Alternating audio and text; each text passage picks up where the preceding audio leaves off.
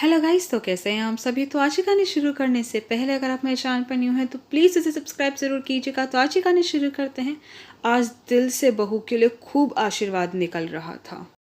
आज मिश्री देवी की बहू देख रही थी कि सासू माँ कुछ बेचैन है, तो वह उनके पास आकर पूछती है, क्या हुआ मम्मी जी, आप कुछ परेशान लग रही हैं। तो सासू माँ बात टालने की कोशिश करती है, पर बहू वही जमकर बैठ जाती है और कहती है, आपको मुझे बताना ही पड़ेगा कि क्या बात है, आपको क्यों इतनी बेचैनी है। जो आपके मन में है कह दीजिए, आपको अच्छा लगेगा। तो सासू माँ कहती है, बहू 4 दिन बाद राखी है। कितने साल हो गए मुझे अपने भैया को अपने हाथ से राखी बांधे हुए। लिफाफे में डालकर राखी भेजना तो बस एक शगुन है। दूर बैठी बहन की मजबूरी बस अपना दिल खुश कर लेती। पता है, मेरे भैया में और मुझ में लगभग 10 साल का अंतर है। माँ मुझे बताती थी कि जब मैं पैदा हुई थी तो कई दिन तक तो भैया ने मुझे गोदी से नीचे ही नहीं उतारा था। मेरा नाम भी उन्होंने ही रखा था। बोले, बिल्कुल गोरी चिट्टी छोटी सी है मेरी बहन, जैसे मिश्री होती है, तो मेरा नाम मिश्री ही पड़ गया। वे इतने मुझसे राखी ना बंधवाते, कुछ खाते नहीं थे। भैया की शादी होने के बाद भी उनके प्यार में कभी कोई कमी नहीं आई। मेरी शादी हुई पास के गांव में। जब तो भैया हर हफ्ते पहुंच जाते थे, कभी कुछ लेकर तो कभी कुछ। मेरी जेठानियाँ कहती, मिश्री तुम बहुत किस्मत वाली हो जो इतना ममता करने वाला भाई मिला। फिर कुछ सालों बाद तुम्हारे ससुर जी का ट्रांसफ़र हो गया। अब भैया भी थकने लगे थे, राखी कुरियर करने लगी। अब तो कितने साल हो गए भैया को अपने हाथ से राखी बांधे हुए, पर अब की बार कुछ मन बेचैन सा हो रहा था। तो बहू कहती है, तो मम्मी जी अब की बार आप चली जाइए। तो सास कहती है, नहीं बेटा, तुम्हें भी तो अपने मायके जाना होता है राखी पर।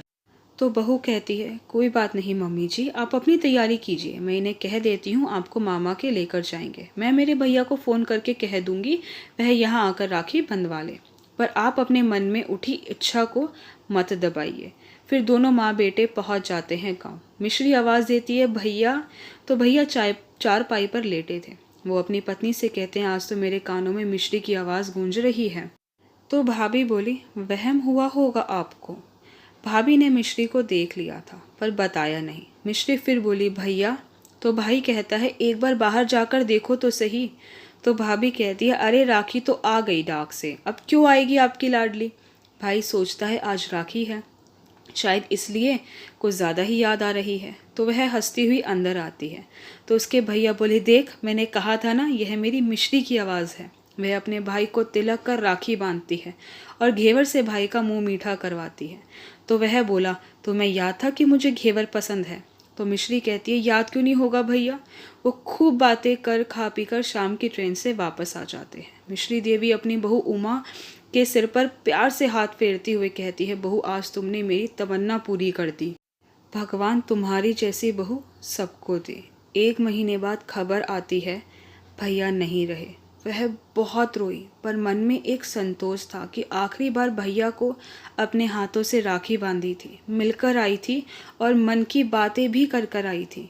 अगर नहीं जाती तो पूरी उम्र पछतावा रह जाता। और दिल से बहू के लिए खूब आशीर्वाद देती है, जिसने अपने से पहले अपनी सास को रखा और उसकी तमन्ना पूरी करी। अगर वह जिद नहीं करती तो शायद मैं भाई से मिलने नहीं जा पाती। आई होप गाइस कि आपको मेरी वीडियो पसंद आई। आपको मेरी वीडियो पसंद आई है तो प्लीज़ उसे लाइक ज़रूर कीजिएगा, शेयर कीजिएगा, मुझे कमेंट करके बताइएगा कि आपको मेरी वीडियो कैसी लगी। अगर आपने अभी तक मेरे चैनल को सब्सक्राइब नहीं किया तो प्लीज़ उसे सब्सक्राइब ज़रूर कीजिएगा। Thank you so much guys मेरी वीडियो देखने के लिए।